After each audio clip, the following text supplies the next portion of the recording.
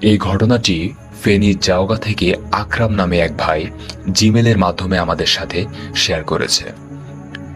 ভাইটি যেভাবে লিখেছে আমি ঠিক সেভাবেই পড়ে শোনানোর চেষ্টা করছি। আসসালামু আলাইকুম জিশান ভাই। ওয়ালাইকুম আসসালাম। আশা করি ভালোই আছেন, কারণ আপনি সবসময় ভালো দলে থাকেন। এই ঘটনাটি আমাদের গ্রামের পাশের গ্রামে ঘটে যাওয়া একটা ঘটনা।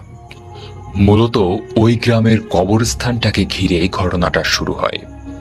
গ্রামটি বেশ নিরিবিলি এবং এখানকার মানুষজনের ধর্মীয় এবং সাংস্কৃতিক বিশ্বাস বেশ দৃঢ়।